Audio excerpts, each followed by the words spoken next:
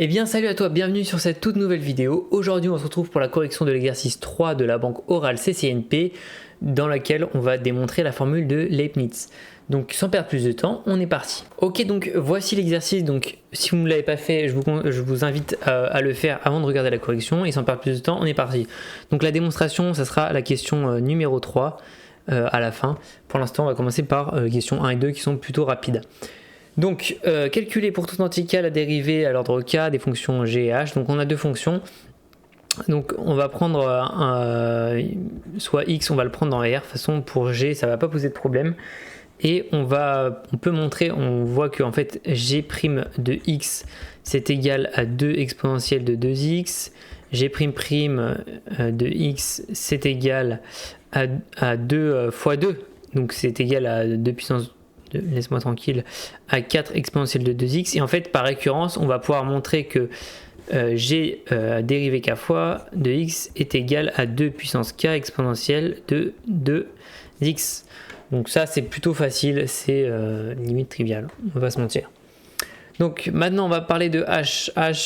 On va prendre un x appartenant à r, mais exclut le moins 1, sinon ça s'annule au dénominateur, et ça, on ne veut pas. Donc on exclut le moins 1 et on va faire exactement la même chose que pour le G1. On va essayer de déterminer, faire une petite conjecture et essayer après de dire qu'on le montre par récurrence. Donc si on le dérive une fois, au dénominateur on va avoir du moins 1 et en bas on va avoir du 1 puissance x au carré. Si on dérive deux fois, on va avoir du... Qu'est-ce qu'on va avoir? On va avoir du moins, donc ça va faire du plus, 2, 1 plus x, ici, et en bas, donc en fait on va avoir du 2, excusez-moi, hop là, du 2 sur 1 plus x au cube, voilà, au cube évidemment. Ensuite, on va avoir quoi? Bah, si on redérive, en fait, si on le dérive 3 fois, on va obtenir... Moi, je vous conseille de faire ça pour le premier exercice. Faites le moins 3 fois, comme ça vous êtes sûr. Et donc, on va avoir un moins 6. Et au final, en dessous, on va avoir du 1 plus x puissance 4. Donc, ici, on peut conjecturer et prouver par récurrence. Je ne le fais pas parce que c'est trivial. Que h dérivé k fois de x c'est égal à moins 1 puissance k k factoriel, puisque on a pour 3 on a 6, pour 2 on a 2, donc c'est du factoriel en fait qui apparaît, et du 1 plus x puissance k plus 1, voilà. Donc on a notre formule, on l'a montré par récurrence, donc on a fait la première question. On pose donc f, on remarque que f c'est égal à g fois h, en utilisant la formule de Leibniz, déterminer pour tout entier n la valeur de fn de x. Ok, bon, bah formule de Leibniz, il faut juste appliquer. Formule de Leibniz qui nous dit que la dérivée énième de f, donc c'est égal à évidemment hg dérivée énième, et tout ça c'est égal à la somme des k allant de 0 à n, des k parmi n, des h, on va g, des g dérivés k fois de x, j'ai pas mis les x, hop, ici. On va avec soit x appartenant à r exclu moins 1, toujours parce que pour le h, et h dérivé n moins k fois de x, voilà, on est bon. Et donc en fait, selon ce qu'on a calculé juste avant, les dérivés k fois, on va obtenir k parmi n de 2k, 2 puissance k, exponentielle de 2x, et ici on va avoir du moins 1 puissance k, k factoriel. D'ailleurs le moins 1, j'ai peut-être puissance k plus 1, attendez, je vais vérifier, et ici k plus 1, alors, sachant que là on avait du 3, non, c'est k, c'est bon, ça va fonctionner, et donc on va obtenir ça. On peut faire peut-être des simplifications avec le factoriel ici, le k factoriel, et les k parmi n ici. Donc ce qu'on va faire, c'est qu'on va pouvoir sortir, déjà le exponentiel ici, on va pouvoir le sortir. Donc le 2 exponentielle de 2x, le n factoriel du k parmi n, on va pouvoir le sortir aussi. Après le reste, on ne pourra pas trop sortir puisqu'on a des k un peu partout. Et ensuite, on va pouvoir simplifier le k parmi n avec le k factoriel là. Donc il va y avoir 2 puissance k moins 1 puissance k. On va avoir du n moins k factoriel, facteur de 1 plus x, puissance k plus 1. Et je crois qu'on ne peut pas aller plus loin en fait. On ne peut pas simplifier plus, donc voilà, on s'arrête là. De toute façon, on ne peut pas faire grand chose de plus. Donc maintenant, on va démontrer la formule de Leibniz. Allez, on est parti. Formule de Leibniz, qu'il faut retenir, c'est exactement la même démonstration que le binôme de Newton. Donc on va faire ça par récurrence. Initialisation. Donc formule de Leibniz, je sais pas, bon, c'est la même, c'est exactement cette formule là. Hein. Je vais vous la mettre en rouge. C'est cette formule là, la formule de Leibniz. Voilà, et donc on va la montrer par récurrence. Donc qu'est-ce qu'on peut voir déjà pour l'initialisation? Pour n égale 0, bah évidemment que ça marche. Enfin n égale 0, du coup on n'a que le k ou k égale 0. Donc 0 parmi 0, 1. Ici, g dérivé 0 fois 0, n moins 0, 0 moins 0, 0. Donc au final, pour l'initialisation, c'est trivial de chez trivial. Bah, hg dérivé 0 fois est égal à la somme des k allant de 0 à 0, des k parmi 0, des g dérivé k fois, sauf que le k il varie pas en fait, de h dérivé 0 moins k fois, et en fait tout ça c'est égal à évidemment hg, donc p de 0 est vrai. Bon, la récurrence voilà, je la rédige vraiment mal, en tout cas j'estime que vous savez, si vous voulez faire cet exercice, rédiger une récurrence, normalement c'est un acquis. Donc là on suppose que c'est vrai, P de n, on suppose que P de n est vrai, et donc là on va juste marquer P de n, c'est-à-dire la propriété qui nous dit que f de n, pardon, excusez-moi, j'ai mis des parenthèses, il n'y en avait pas, bon, qui est égal à hg dérivé n fois, est égal à la somme des k allant de 0 à n, des k parmi n, h des g dérivé k fois, des g de x de g dérivé k fois de x, h dérivé n moins k fois de x.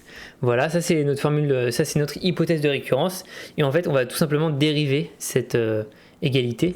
Donc si on le dérive une fois, on va avoir du n plus 1 ici. Bon, en fait, je vais pas marquer ça. J'ai oublié de mettre le x d'ailleurs ici. Voilà. Et en fait, on va avoir juste du n plus 1. Donc ça va faire du hg dérivé n plus une fois, évalué en x, est égal à... Et là, on va appliquer une formule de la dérivée... comment dire, la dérivée de produit. Donc en fait, une dérivée de produit, c'est, je sais pas si vous devez vous sur, là je rappelle la formule, mais on va appliquer cette formule de dérivée en fait, tout simplement. Voilà, et du coup on va avoir deux sommes qui vont se séparer. Voilà, attendez, je vais effacer ça pour que tout soit clair. Voilà. Hop. Ici ça va pas bouger le k, n-k. Évalué en x plus k égale 0 de n, des k parmi n. Ouais, j'écris très mal. Si vous avez la moindre question, n'hésitez pas à la poser. Je vais essayer de m'appliquer un peu plus. Des g dérivé k fois de x, h dérivé n moins k plus 1 une fois de x. Voilà. Et donc à partir de là, il faut faire un changement de variable exactement comme dans la démonstration du binôme de Newton. Donc ici on va poser k égale k plus 1. Alors je pourrais le faire avec un j. Vous savez quoi, je vais le faire avec un j pour que ça soit plus clair. J est égal k plus 1. Et ça va nous donner donc j égale 1. C'est ça. Oui c'est ça. N égale n plus 1, pardon. Le n va se transformer en n plus 1. Ensuite, on va avoir du j, pardon. excusez-moi, du j-1 parmi n. Ensuite, on va avoir du g dérivé j fois. Bon, évidemment, j'aurais pu écrire k en fait. Hein. C'est des variables muettes, c'est-à-dire que j'aurais pu très bien mettre un k. Ça n'aurait extrêmement rien changé. C'est juste pour que ça soit plus clair. Et du j plus 1 évalué en x. Et ici, ici ça bouge pas. On va pas faire de changement de variable sur la deuxième somme.